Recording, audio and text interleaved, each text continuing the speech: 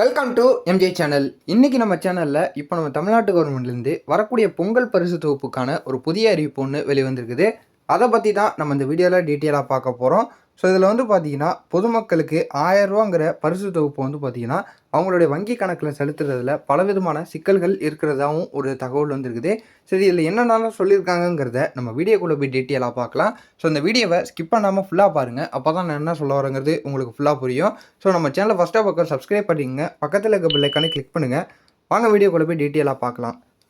So Pongal பரிசு ரூபாய் 1000 ரூபா பார்த்திங்கன்னா பொதுமக்களுக்கு வங்கி கணக்கில் அரசு வழங்கணும் அப்படின்னு சொல்லிட்டு மிகுந்த எதிர்பார்ப்பு பொதுமக்களுக்கு இடையே இருந்துக்கிட்டு இருக்குது.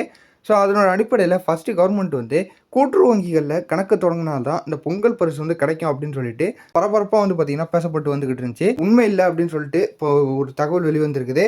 ஸோ பொங்கல் பரிசு வழங்குவதற்கு பார்த்திங்கன்னா கூட்டுறவு வங்கிகளில் கணக்கு தொடங்குவதற்கும் எந்த தொடர்பும் இல்லை அப்படின்னு சொல்லிட்டு அரசு தரப்புலேருந்து ஒரு விளக்கம் வச்சுருக்கிறாங்க.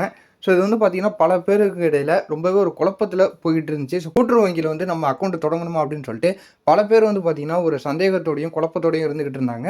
ஸோ இப்போ அரசு சார்பில் பார்த்தீங்கன்னா ஒரு தகவலும் பொய்யான தகவல். ஸோ எந்த அக்கௌண்ட்டில் இருந்தாலும் அவங்களுக்கு பணம் பார்த்தீங்கன்னா கண்டிப்பாக கிடைக்கும் அப்படின்னு சொல்லிட்டு சொல்லியிருக்கிறாங்க. அதோட சேர்த்து பார்த்தீங்கன்னா இந்த 14 விதமான பொருட்களும் சர்க்கரை, சீனி, கரும்பு, வேட்டி, சேலை உள்ளிட்ட ஒரு 14 பொருட்களையும் பார்த்தீங்கன்னா இதோட சேர்த்து கொடுக்க போகிறதாகவும் சொல்லியிருக்கிறாங்க.